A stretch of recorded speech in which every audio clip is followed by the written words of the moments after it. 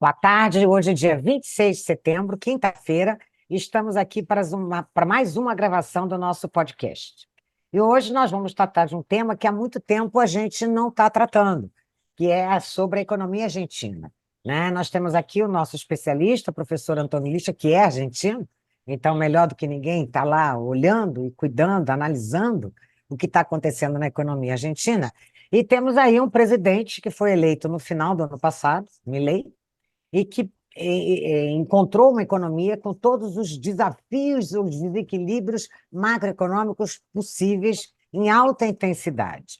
Uma economia num quadro hiperinflacionário, uma hiperinflação superando 200% ao ano, uma economia com fortíssimo desequilíbrio fiscal e uma economia em moratória sobre a sua dívida externa, ou seja, sem dólares. Então, também com um quadro gravíssimo de desequilíbrio externo, tendo, inclusive, costurado um acordo com a FMI ao longo dos últimos anos para tentar minimizar ou reduzir a intensidade dessa falta de dólares, que é algo que acaba matando a economia, né?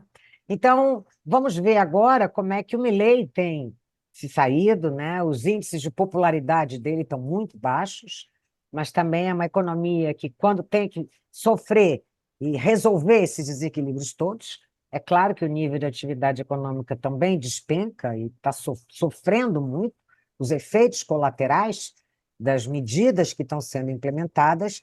Mas então vamos ver agora com mais detalhes o que nós temos aí de novo na economia argentina para conversar com os nossos ouvintes. Lixa, você está com a palavra.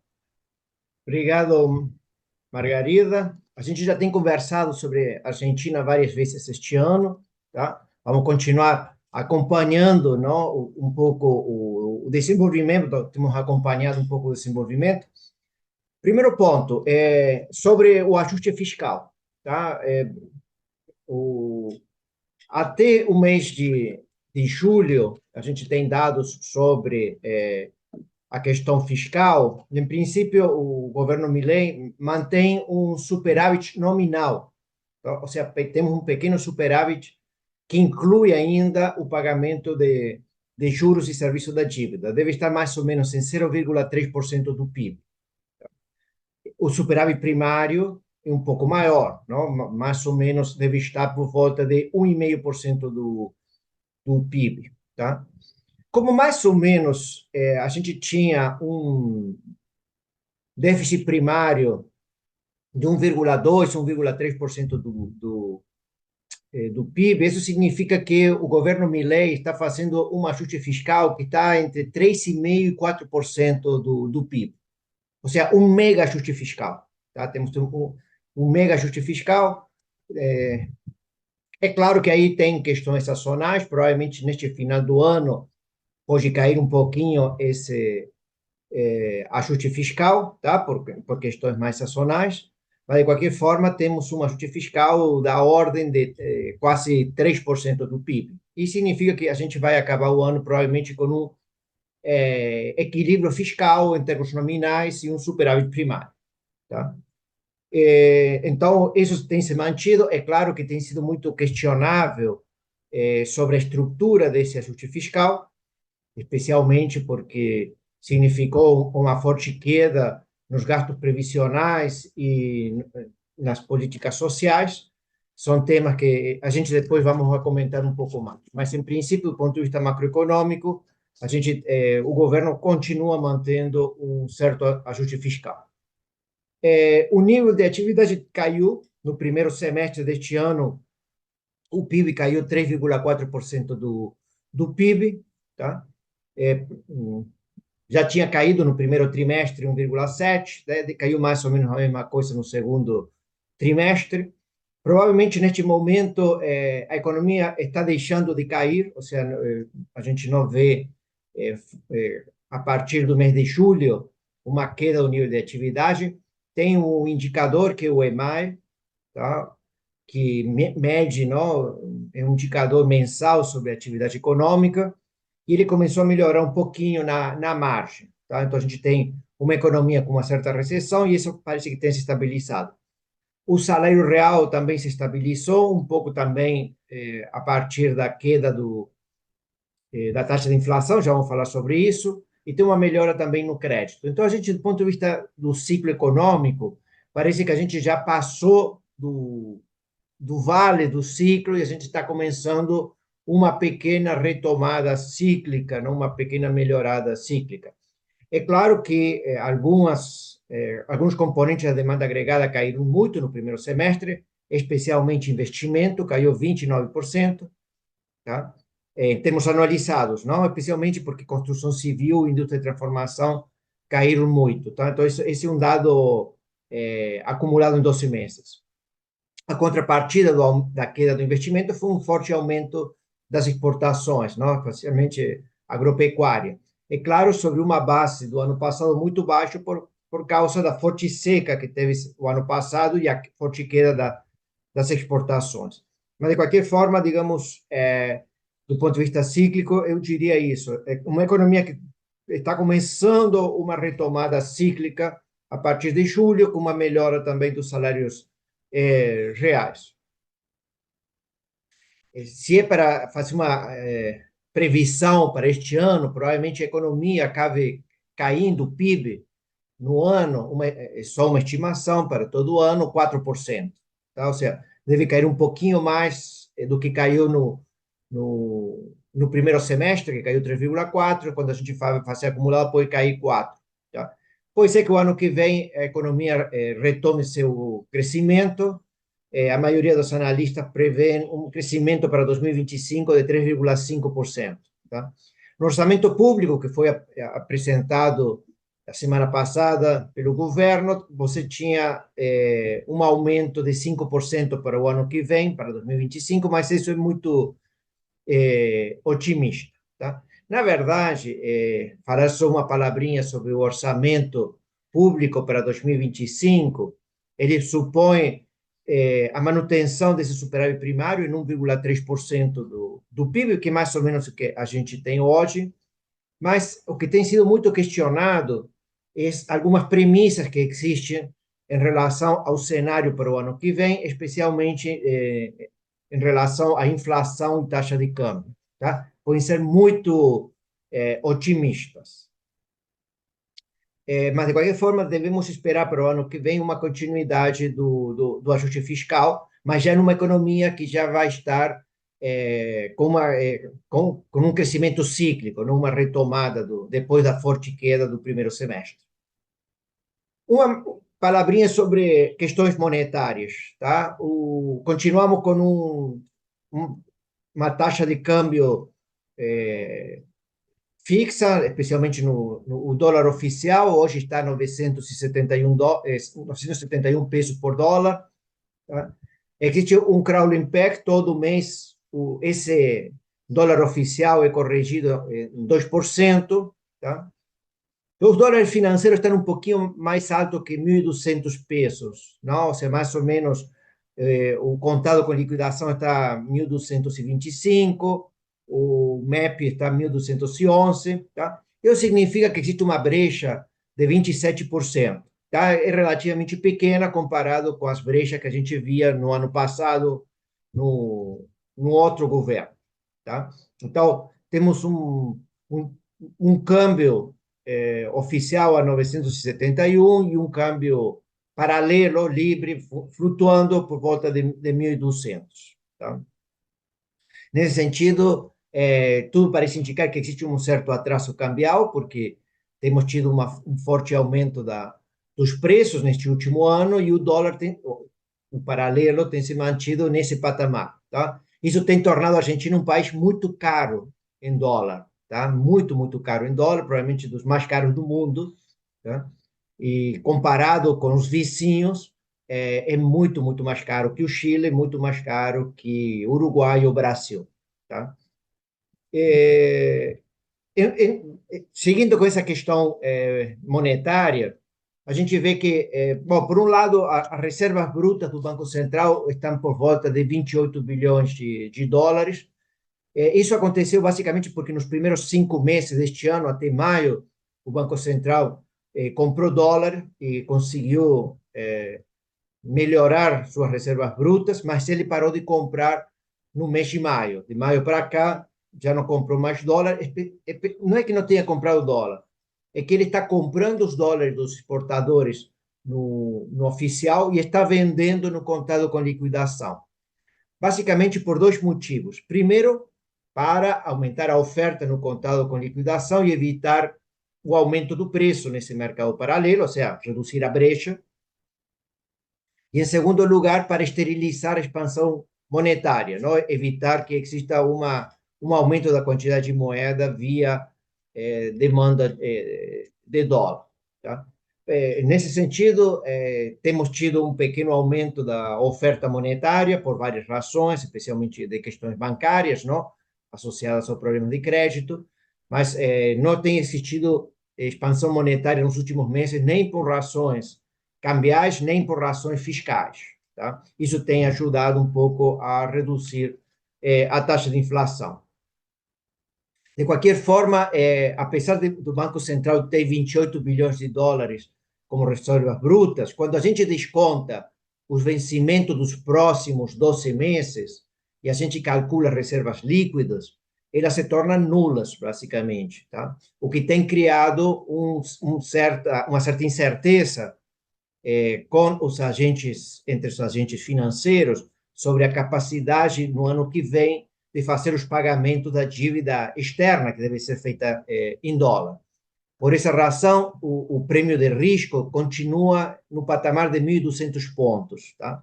É claro que no começo deste ano, esse ENB, ou CDS, estou falando mais do ENB, estava em 2.500 pontos, hoje está em 1.200, mas ainda em um patamar que impede que o governo ou algumas das empresas públicas possam ter acesso ao crédito internacional. Não? Por enquanto, com esse risco país de 1.200 pontos, você não tem acesso ao crédito. O outro grande tema, e esse é um tema muito, muito debatido na Argentina, são os controles cambiais. Eles continuam vigentes, alguns controles já têm sido levantados, mas a gente deve ter centenas de medidas e resoluções que impedem a relação de algumas operações. A gente chama popularmente isso lá de cepo e sempre tem o debate de quando que ele vai ser eliminado, tá? O risco da eliminação do cepo, normalmente, é que existe o temor de que exista uma demanda reprimida de dólar que provoque um aumento da taxa de câmbio nos mercados financeiros e aumente a taxa de inflação. Então, por essa razão, o cepo, por enquanto, tem sido mantido. Existem muitas dúvidas sobre se conseguirá ser levantado o ano que vem. Eu acho que este ano a gente continuará com controles cambiais, especialmente porque as reservas líquidas do Banco Central são nulas. Tá? Então, temos. Tá. Outro ponto importante dessa questão monetária é que já foi o balanço do Banco Central, de alguma forma, foram eliminadas muitas das dívidas que o Banco Central tinha, tá? Especialmente tinha títulos que ele tinha emitido, que eram as LEBACs, e algumas operações de curto prazo, que se chamavam PASES, todas elas foram eliminadas, no sentido de que as LEBACs foram transformadas em títulos do Tesouro Argentino. Então, a gente já não tem mais dívida do Banco Central e elas foram transformadas em dívida do Tesouro. Tá? Isso permite ter um balanço do Banco Central um pouquinho mais limpo e que, na medida de que se consigam aumentar as reservas e eliminar o cepo, normalizaria a situação do Banco Central. Tá? Mas, de qualquer forma, por enquanto, os controles, digamos, grande parte do modelo macroeconômico depende da manutenção dos controles cambiais. Tá? O famoso problema do trilema, não? A gente não pode controlar câmbio, fazer política monetária e ter mobilidade de capital. Tá? No caso argentino, então, a gente continua tendo pouca mobilidade de capital, porque tem muitos controles cambiais ainda. Tá? Uma outra incógnita, uma incerteza grande que existe é qual será o regime cambial quando se levantem os controles cambiais. Ou seja, se o ano que vem, ou digamos, mediado do ano que vem, final do ano que vem, acabar os controles cambiais, a gente vai para um câmbio flutuante, esse vai ser o novo regime monetário, tá? Existe muita incerteza, acho que ainda existem muitas dúvidas dos analistas sobre o que vai acontecer no regime cambiar. Provavelmente esse é hoje a maior discussão macroeconômica. Outro ponto que se destaca na Argentina é que existe um ministério agora de regulação e transformação do Estado. Esse ministério, o ministro é Federico Sturzenegger, ele está fazendo um conjunto grande de medidas e reformas microeconômicas, tá?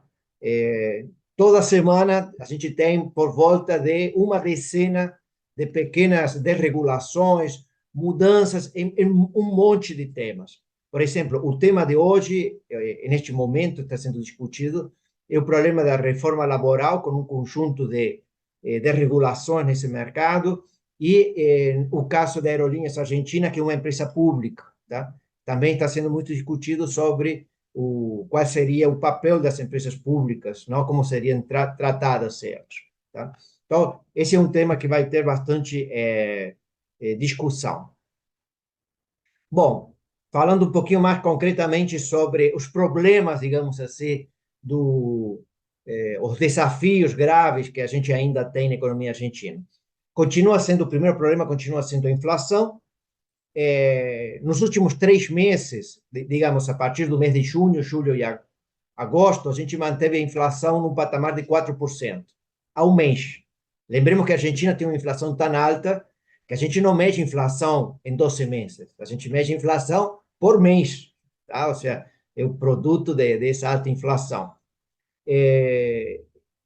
Existe muita discussão sobre se é fácil ou não tem muito custo social continuar reduzindo essa taxa de inflação, digamos, de 4% ao mês para 1,2% ou 1,3%. Tá? O governo acha que é relativamente simples, que o ajuste fiscal e uma política monetária dura, em que você não tem nenhuma expansão monetária, deve promover uma redução da demanda agregada nominal e uma redução da inflação, tá? Tanto é que no orçamento que foi apresentado, você tinha uma inflação para os últimos 3 meses deste ano em 1,4% ao mês, tá? E para o ano que vem em 1,2% ao mês, que são inflações muito baixas, tá? Tem muita discussão sobre se é possível que um plano tão ortodoxo como que a gente tem permita fazer esse ajuste, ou se a gente precisaria de algum controle ou alguma espécie de política de renda, não? Controle de salários e preços temporários para tirar a persistência ou a inércia que existe nessa dinâmica de preços, tá? É o debate basicamente dos anos 80 sobre se a gente precisava ou não ter também um componente mais heterodoxo dentro do plano.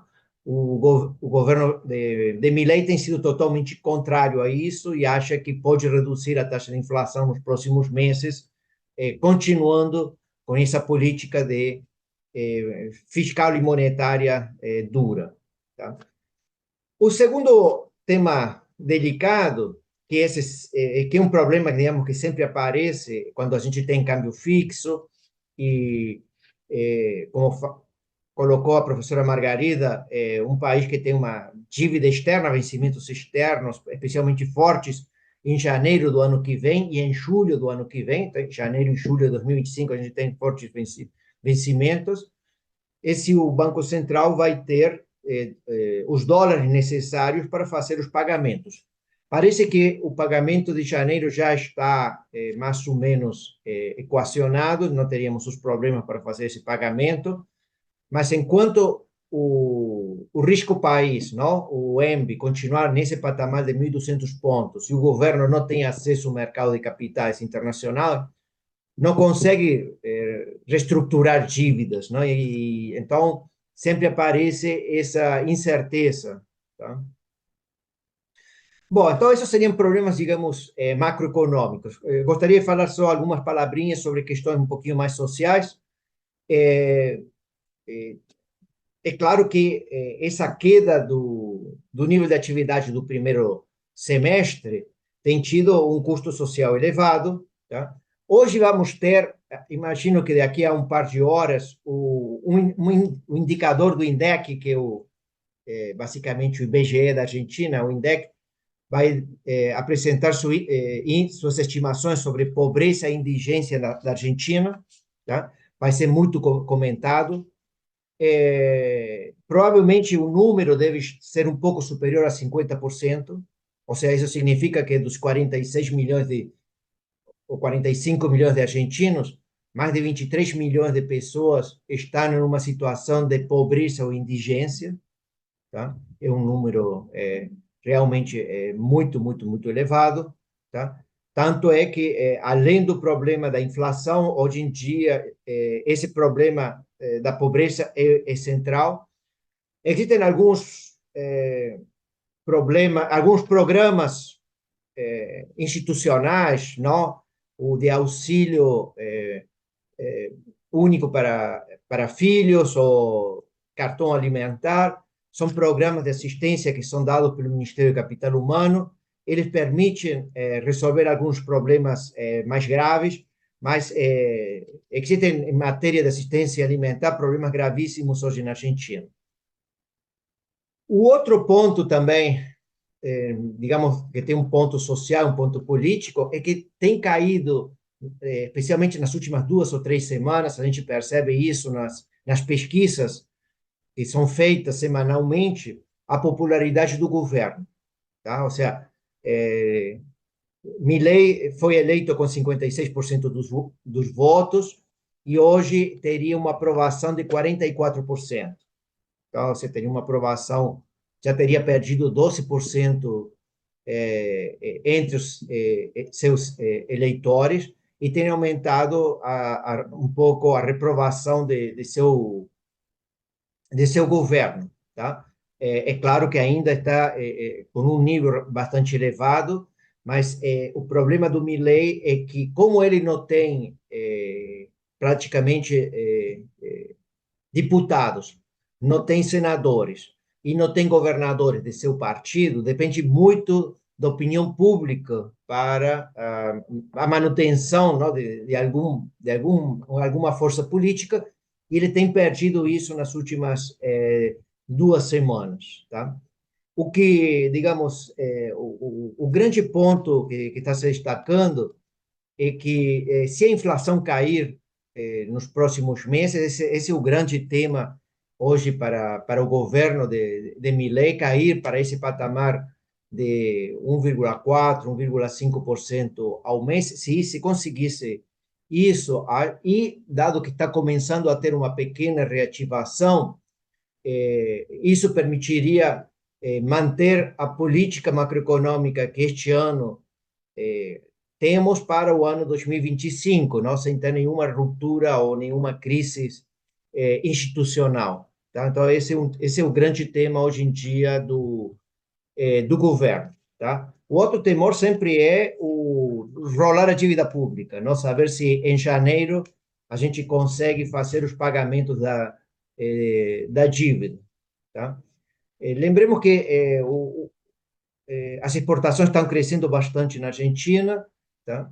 Está caindo, digamos, teve uma redução do que se chama imposto país, é um imposto que era feito sobre a compra de dólares, não, de moeda estrangeira, estava em 17%, esse valor caiu, vai cair totalmente no final do ano, era um imposto bastante impopular, mas, digamos, isso está ajudando também as exportações argentinas, tá?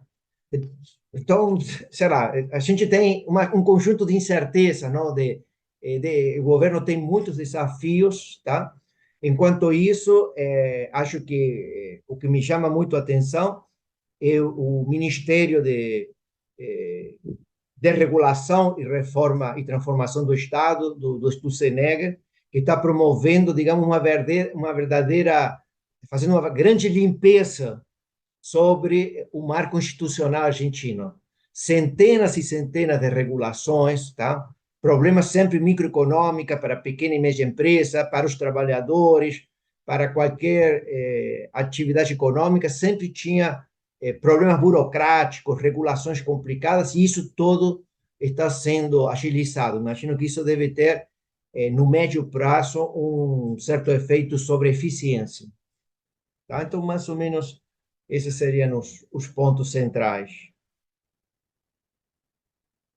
Bom, Lixa, nós temos aí uma economia que ainda tem muitos desafios pela frente, né? E, quer dizer, todo economista e os não economistas sempre se perguntam se esses ajustes todos, né, que estão sendo obtidos, e alguns com muito sucesso, então a questão fiscal, houve uma transformação imensa. Se realmente isso, quer dizer, se existe uma outra maneira de se fazer isso, mas sem gerar tanto problemas sociais. Porque a gente sabe que quando o Milei assumiu o governo, os índices de pobreza na Argentina já eram enormes. É algo que vem subindo a cada ano, né? E, claro, esses ajustes todos que estão sendo implementados, né, eles aprofundam no curto prazo o problema da pobreza, né? Então, será que havia algum outro mecanismo? Então, por exemplo, você citou uma possibilidade usar controles de preços, políticas de rendas, controle de salários. Eu nunca acreditei que isso desse certo, né? Até assim, dá certo no curtíssimo prazo, mas você está criando uma bomba ali. Uma vez que esses preços começam a ser liberados, eles entram e são reajustados com uma força fenomenal, até por conta do risco de que, eventualmente, vai ter de novo um congelamento, e o Brasil é campeão nessa experiência mal sucedida, né, de controle de preços.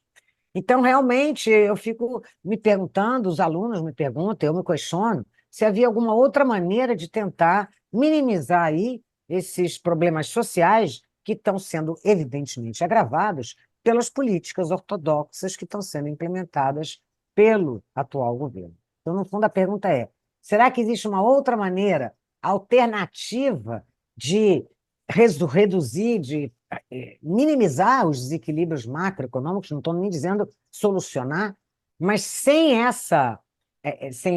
esse agravamento da questão social, o Macron tentou, o Macri, desculpa, tentou isso lá em 2015, né? E foi super mal sucedido. Então, em economia, a gente também sabe que se você não faz logo, você não consegue fazer. Então, eu queria ouvir um pouco aí a sua opinião. Não, eu concordo contigo. Eu não. Tem esse debate sobre se a gente precisaria ou não fazer esse ajuste um pouquinho mais de preços relativos. Mas só vou dar um destaque. O governo do Milei atrasou nos meses de março e abril o aumento das tarifas públicas, porque você tinha que aumentar o preço do gás, que estava subsidiado, tinha que aumentar o preço da energia elétrica, que estava subsidiada, tinha que aumentar o preço dos transportes, que estava subsidiado, e assim vai. Isso foi feito aos poucos, mas não tinha jeito, tá? É claro que hoje o transporte público, por exemplo, tem aumentado quase 40% nos últimos 2 ou 3 meses e começou a pesar muito naqueles trabalhadores, especialmente os contapropistas, que dependem muito do transporte público, não? Tem Transporte trens, o metrô em Buenos Aires, tá? O aumento do preço da gasolina, tá? E como aumentou 40%, hoje em dia tem dificuldade. Mas não temos como controlar. Ou seja, você atrasou durante os meses de março e abril, e agora, no mês de julho e agosto, teve que aumentar os preços, porque não tinha mais como sustentar. Do contrário, você continuava aumentando de esse subsídio, subsídio. não podia fazer os ajustes, tá? Então, é, eu acho que não existe muita alternativa. O problema é sempre a dosagem, não? Ou seja, que acho que isso se de alguma forma se fez no começo do mandato, não? No meio de uma grande recessão, ir fazendo esses ajustes um pouco de forma gradativa para evitar que se sintam custos sociais. Ou seja, um pouco a ideia é tentar distribuir esses custos sociais ao longo do tempo, não concentrar todo em um período, porque aí se torna insustentável e depois a mesma coisa acontece, por exemplo, com o preço das aposentadorias, não? Teve um veto presidencial agora a uma mudança que estava sendo proposta sobre o papel das aposentadorias. Obviamente que o veto do presidente, a partir de uma lei que tinha sido colocada lá no Congresso, é muito pouco simpático, não? E eu acho que faz parte da perda de popularidade dele, não? Esse problema ter assumido esse veto nas previdências, não? Mas, novamente, Margarida, é o que você colocou, não? Como que a gente, então, porque se vamos aumentar as aposentadorias, não vamos aumentar o gás, não vamos controlar a gasolina, vamos controlar alimento e tal, para a gente volta à mesma história de sempre, tá? Só que aí a gente tem essa travessia, que é uma travessia Dura. penosa, dura, É, esse que está sendo o problema, tá? é. Então, especialmente porque parte, mas de qualquer forma está melhorando, ou seja, a gente já chegou no fundo do Posso. vale, no fundo do ciclo, a gente já estamos voltando um pouquinho, tá? É. Então, o problema é saber se a gente continua mantendo, acho que sim, acho que o governo vai manter sua força política, alguma popularidade, é claro que precisa de alguns acordos políticos, ou no Congresso, ou com os governadores, para fazer essa transição, ou de alguma forma suavizar, mas não temos como não fazer, não? Então, esse me parece que acompanho, digamos, a tua preocupação e o levantamento que você faz. Ok, então. Então vamos parar por aqui hoje, né? Até a próxima semana, quando a gente estará com mais um outro episódio do nosso podcast aí, e aí a depender das notícias que surjam nos próximos dias. Muito obrigada a todos. Até lá.